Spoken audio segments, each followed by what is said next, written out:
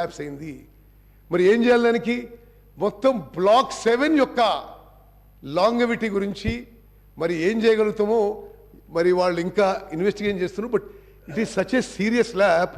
మరి హరీష్ రావు గారు, మరి మీరు అందరూ ఇంత పెద్ద పెద్ద మాటలు మాట్లాడినరు, మేము అద్భుతంగా ప్రాజెక్ట్ కట్టినాం. మీరు కట్టిన మీ మాటల్లో అతి అద్భుతమైన ప్రాజెక్టు పరిస్థితి ఇది. అంటే అప్పు తీసుకొచ్చి కట్టినది ఇది మేడిగడ్డ బ్యారేజ్.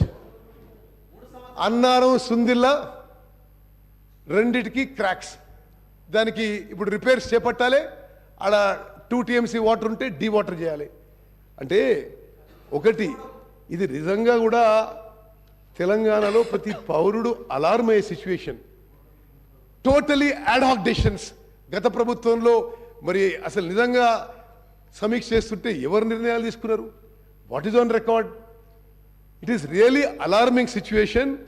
ప్యానల్ స్పీకర్ గారు, నేను ఎందుకు ఈ విషయం ఈ సబ్జెక్ట్ మీద చెప్తున్నా అంటే, ఇప్పుడు గత ప్రభుత్వం అప్పులు తీసుకొచ్చిండ్రు, మేము ప్రొడక్టివ్గా చేసినాం, మేము ఏదో ఉపయోగించినాం అంటే ఉపయోగించింది ఈ విధంగా మన అందరినీ, మన పిల్లల్ని, వాళ్ళ పిల్లల్ని తాకట్టు పెట్టి హై కాస్ట్ లోన్స్ తీసుకొచ్చి ఈ విధంగా మరి ప్రజాధనాన్ని దుర్వినియోగం చేసిన విషయం తప్పనిసరిగా ఎంక్వైరీ చేస్తాం.